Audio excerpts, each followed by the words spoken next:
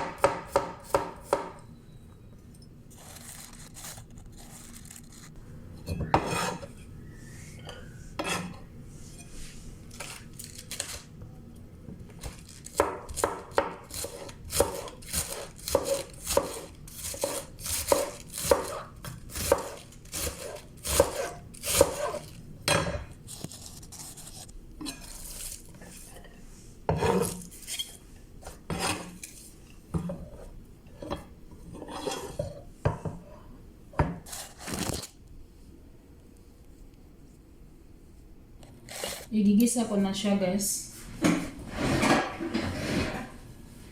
Butter yung ginagamit natin eh. May butter ako kasi natira ng isang araw.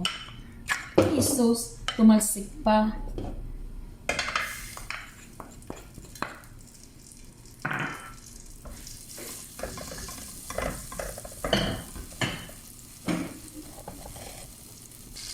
Siyempre, una kong ilagay yung sibuyas at saka bawang.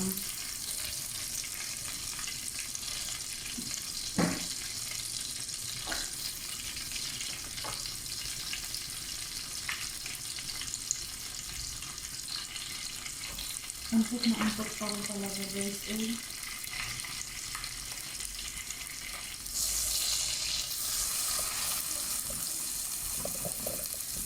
Hintayin na lang natin sa mag-golden yellow. Nag-golden yellow na siya guys. Ihuhulog ko na itong bell pepper.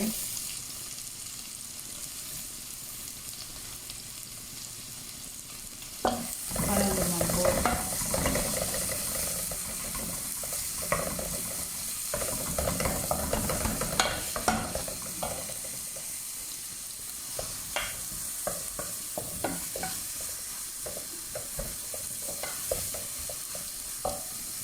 Ihulog na rin natin itong repolyo.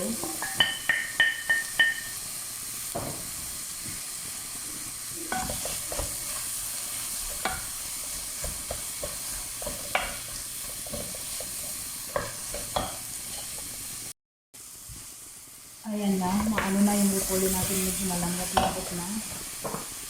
Hulugan natin ang magic at saka ito ng mga halo-halong seasoning. Mga black pepper at iba't ibang kasing seasoning, nandiyan na din yung asin niya.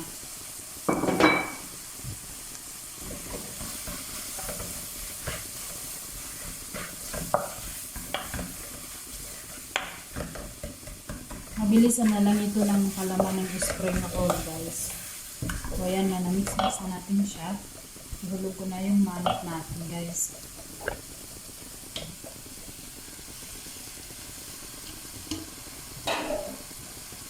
Halo-haloin lang.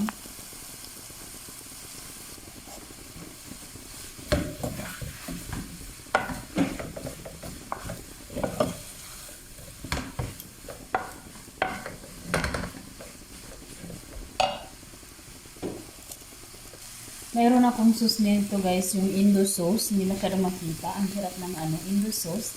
Ilalagay ko siya para pandagdag lasa din.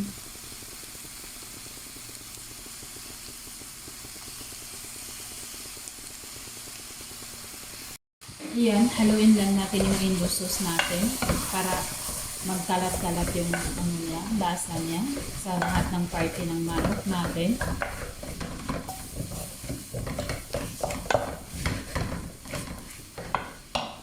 Tapos meron din ako isa ditong sauce, yung pomegranate sauce to. Ang tawag nila dito ay Tips Roman. Ito po siya guys. Hindi masyadong makita ng maayos. Ito po siya. Pasensya na po.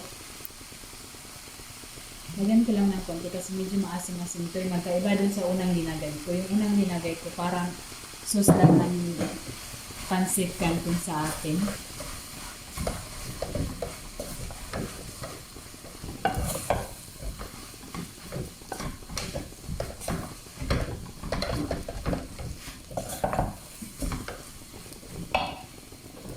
At ayan po yung manok natin guys.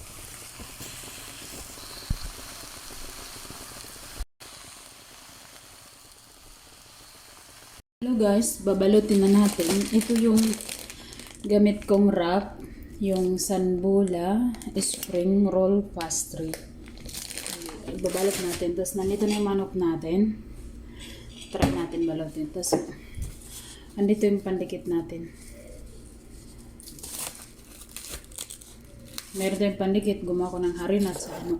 Pasensya na, medyo madilim kasi wala kaming ilaw dito sa center ng table na to eh. Ngayon, subukan nating balutin.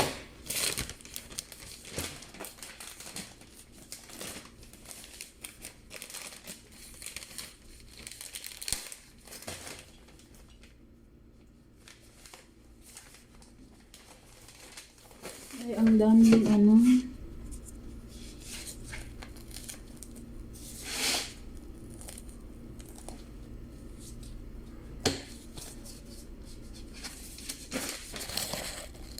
Ngayon guys, ginunting ko lang siya ng yung isang peraso, ginunting ko ng 4. Tingnan natin kung kaya ba natin gawin ng maliit. Kasi yung gusto ni nanay ko, maliit lang daw. Parang may buto pa siya oh. Maliit lang daw. So, tingnan natin kung kaya natin paliitin. Ganun sa gusto ng amo ko. So, parang kaya naman natin yata. Kupitin ko lang dito. At saka dito.